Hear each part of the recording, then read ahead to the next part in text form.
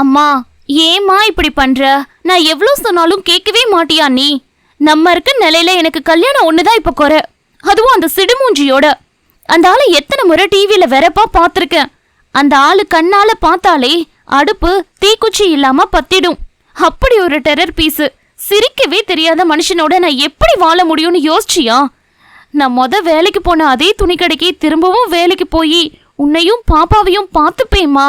Please, இந்த கல்யாணம் வேணாம் சொன்னா கேளுமா. என் சந்தோஷம் முக்கியம் இல்லையா உனக்கு என்று தாயிடம் போராடினாள் பெண்.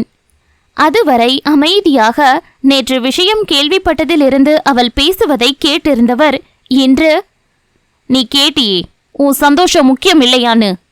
உன்னோட அதே சந்தோஷம் மட்டும்தான் எனக்கு முக்கியம்னு நினைச்சுதான் நான் மாப்பிள்ளைய வர சொல்லியிருக்கேன்.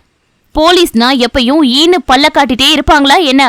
அப்படிதான் கோபமா இருப்பாங்க. வேலையில இருக்கிற மாதிரியே வீட்லயும் இருக்க மாட்டாங்க செல்வி, புரிஞ்சுக்கோ. இதுக்கு மேல எதுவும் கேட்காம முகம் கழுவிட்டு கொஞ்ச நேரம் படுத்து தூங்கு. அப்பதான் மாப்பிள்ள வரும்போது முகம் நல்லா பொலிவா இருக்கும் என்று மகளை அவளின் அறைக்கு அனுப்பி வைத்தார். மாப்பிள்ளையின் நண்பனுக்கு அழைத்து இன்று கட்டாயம் வருவார்களா என்று உறுதிப்படுத்திக் கொண்டு கடைக்கு ஸ்வீட் வாங்க சென்றார் யசோதா. இங்கு கமிஷனர் சத்தமிட்டார். ஏன் பாரதி, எங்களுக்கு தெரியாத அவங்கள பிடிக்க? வந்து உங்க டிரான்ஸ்பர் லெட்டர் ஒப்படைக்கும் முன்ன நீங்க எப்படி என் அனுமதி இல்லாம இப்படி பண்ணலாம்? நீங்க எல்லாம் ரத்தம் அப்படிதான் கொதிக்கும். இதனால நாளைக்கு எவ்வளவு பிரச்சனை வரும்னு தெரியுமா? நான் எத்தனை பேருக்கு பதில் சொல்லணும்னு தெரியுமா என்று கத்தினார். நீங்க யாருக்கு பதில் சொல்றீங்களோ அது உங்க பிரச்சனை சார். எனக்கு கொடுத்து அனுப்பின வேலையை நான் ஆரம்பிச்சிட்டேன்.